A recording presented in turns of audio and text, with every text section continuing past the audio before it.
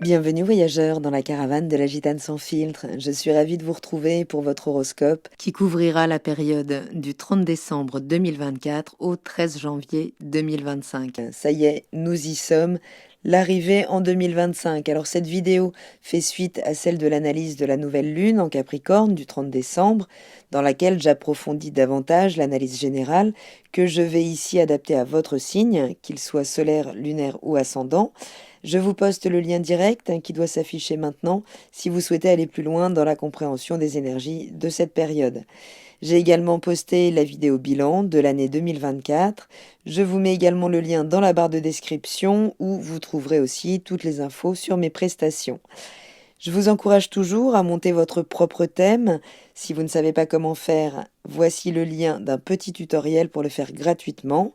Et donc dans cet horoscope, je vous propose de voir quels secteurs de vie sont touchés par les énergies de ce nouveau cycle en Capricorne, puis dans un second temps, de voir l'évolution du ciel jusqu'à la prochaine pleine lune qui aura lieu en Cancer le 13 janvier, enfin quelques minutes avant le 14.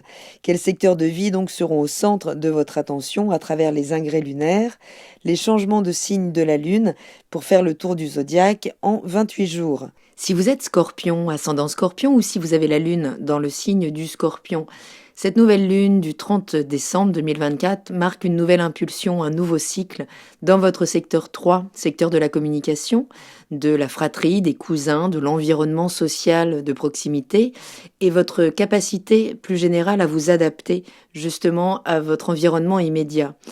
Donc cette lunaison, elle active un renouveau, plus mature, plus autonome, peut-être plus responsable dans vos communications, dans vos apprentissages, dans vos interactions avec cet environnement immédiat. Donc c'est une opportunité là de poser des intentions fortes pour mieux structurer votre manière d'interagir avec cet environnement immédiat, de clarifier vos idées ou peut-être d'entamer des projets liés à l'écriture, aux études ou aux échanges, peut-être une nouvelle formation. Vous êtes invité en tout cas à adopter une approche plus pragmatique, plus réfléchie dans votre manière d'interagir ou de prendre l'information.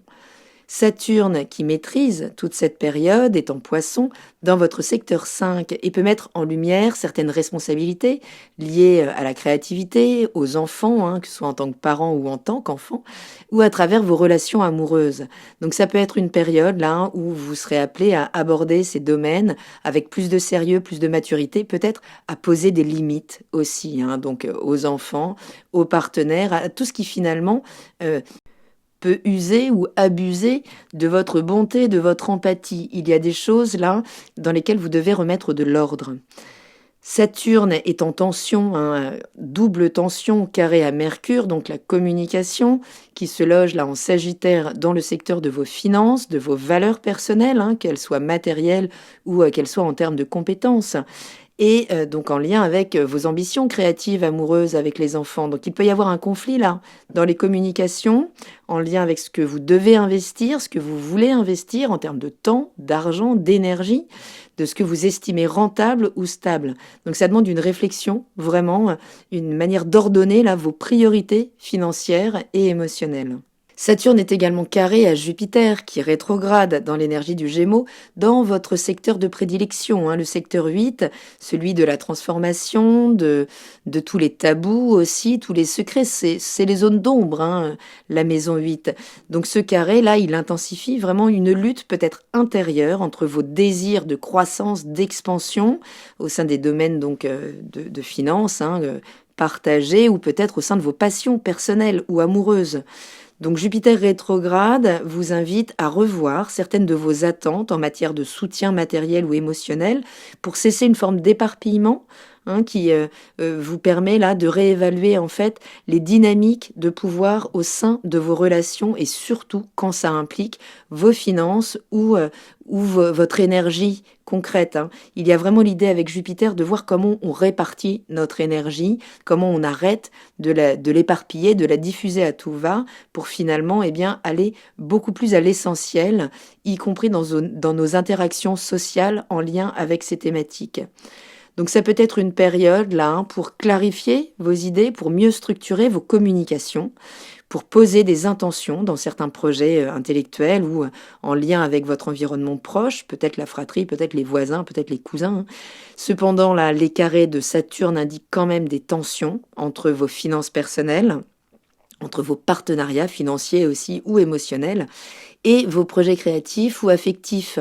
Donc vous êtes invité à trouver un équilibre là entre pragmatisme et ambition, sachant que si vous avez connu un temps fort en termes de frustration, peut-être en lien avec un héritage, en lien avec un partenaire caché peut-être, eh bien ces tensions connues mi-août, puisqu'il y avait un premier carré donc aux alentours du 19 août 2024, deuxième carré à Noël pendant la rétrogradation de Jupiter qui vous demande vraiment de faire un tri en termes d'interaction intime, profonde, pour peut-être moins de superficialité, moins d'éparpillement.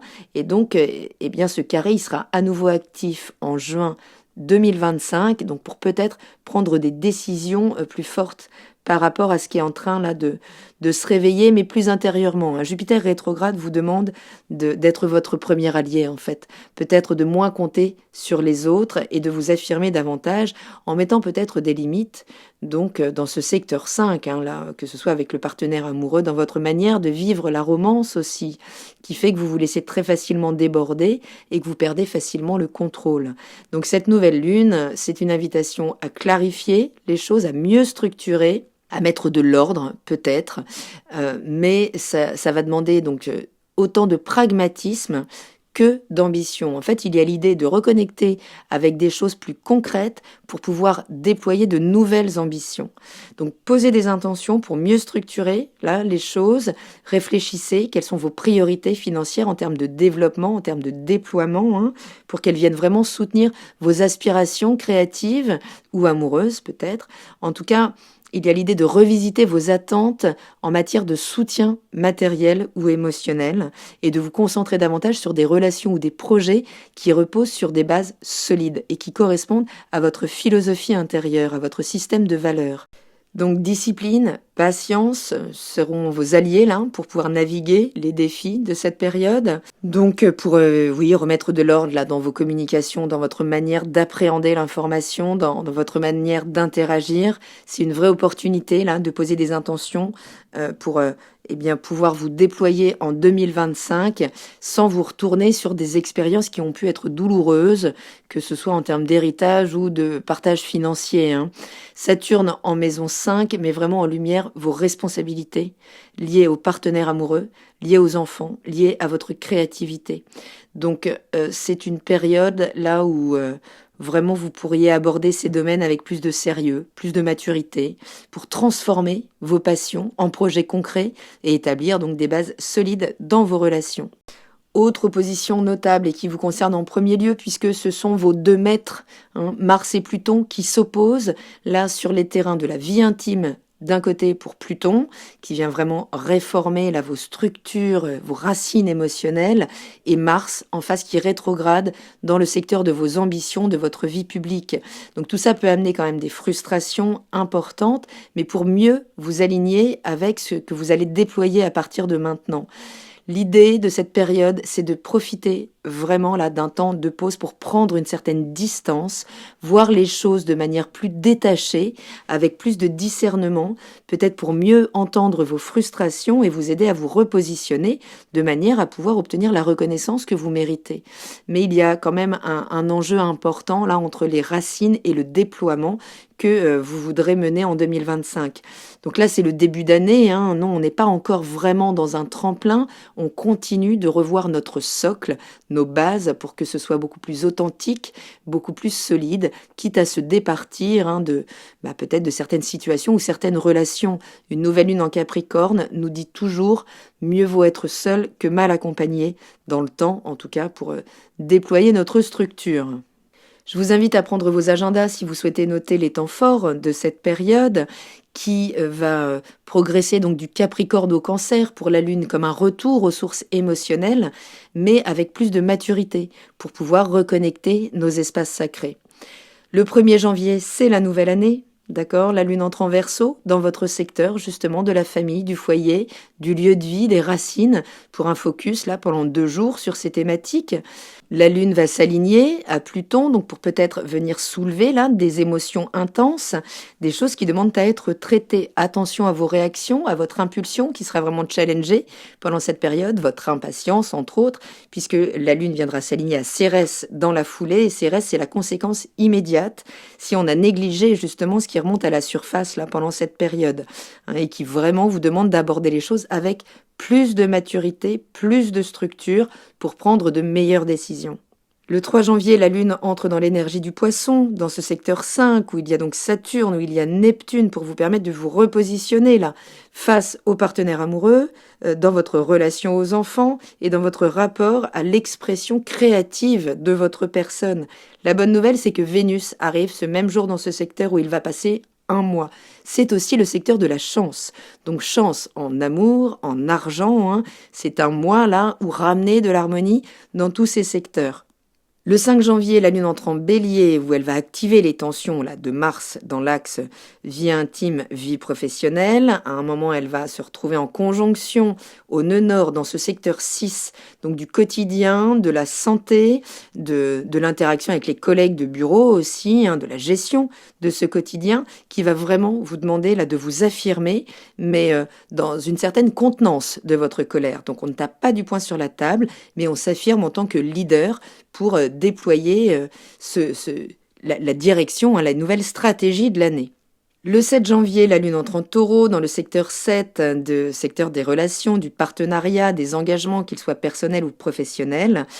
Il va y avoir un carré à Pluton avec ce secteur 4, donc dans la nuit, pour une forme de tension maximale. Alors, qui peut juste être voilà, une mauvaise nuit avec des cauchemars ou autre, hein, mais il y a vraiment des émotions qui vont venir se soulever pour vous permettre justement là de vous recentrer sur vos besoins, sur donc cette Vénus hein, là qui est dans le secteur, dans un de ses secteurs de prédilection, puisqu'elle peut vraiment déployer, je vous le disais, beaucoup de chance, mais il y a un virage à ne pas louper. Donc voilà, ne sautez pas tout de suite à la tête du partenaire qui pourrait se prendre finalement une forme de décharge, de colère cristallisée depuis très longtemps, mais toutes ne seront pas méritées, d'accord? Donc vigilance entre ce que vous ressentez et des moments d'explosion. Mars en rétrogradation ne contrôle pas en fait, hein, ces jets de vapeur un petit peu, c'est une espèce de cocotte minute qui peut exploser pour pas grand-chose, d'accord? Donc voilà, vigilance, discernement, c'est la leçon de toute cette période avec l'arcane de la tempérance. On prend du recul pour ne pas trop réagir à chaud. Le 9 janvier, Mercure entre dans l'énergie du Capricorne, dans votre secteur 3, pour amener plus de clarté, plus d'échanges, peut-être, avec la fratrie, dans le cadre de formation, juste dans les échanges avec votre environnement social de proximité. Il y a l'idée vraiment là d'imposer des choses, peut-être qu'on aura métabolisé au niveau de la pensée, hein. En tout cas la communication est plus claire puisque nos pensées sont plus claires, mais également plus à même de trancher avec certaines situations ou relations. Donc voilà, hein, diplomatie quand même, mais un moment d'éclairage vraiment dans ces secteurs au niveau de la pensée pendant tout le transit de Mercure en Capricorne. Le 10 janvier, la Lune entre en Gémeaux dans votre secteur de la transformation, des zones d'ombre, des partages hein, d'argent, de bénéfices, d'énergie. 2 jours pour faire un focus peut-être. Là, éclaircir justement sa pensée au niveau de nos propres tabous, des secrets peut-être, donc des partages d'argent, d'héritage, hein, quel qu'il soit.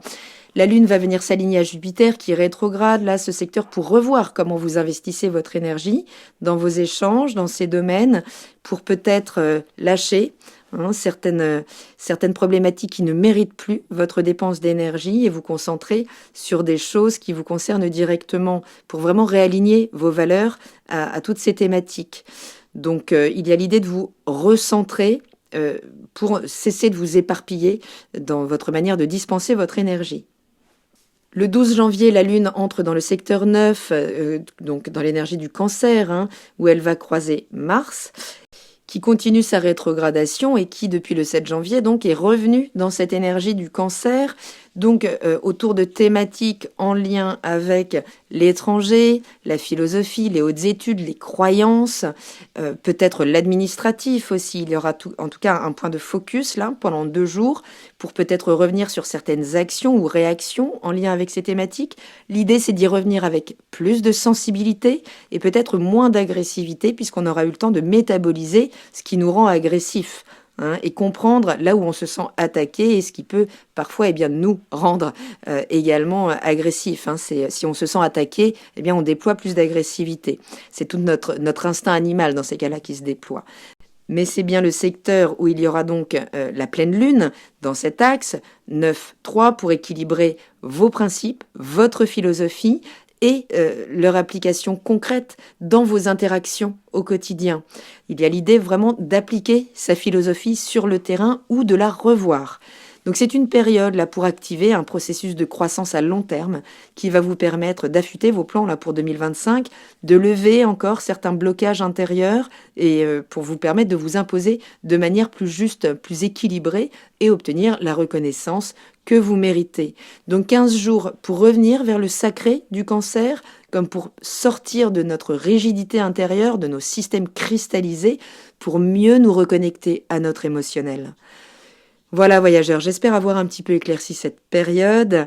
Donc nous sommes encore vraiment dans l'entrée là de 2025, encore dans des énergies d'hiver qui nous permettent encore de métaboliser les choses. Je vous remercie vraiment à toutes, à tous pour votre présence, pour vos messages. Je vous retrouve bientôt pour de nouvelles vidéos, de nouveaux contenus pour 2025, que je vous souhaite évidemment la plus lumineuse possible, ancrée dans le réel et tournée vers la réalisation de vos rêves. Prenez bien soin de vous, je vous embrasse et je vous dis à très bientôt dans la caravane de la Gitane sans filtre. Salut!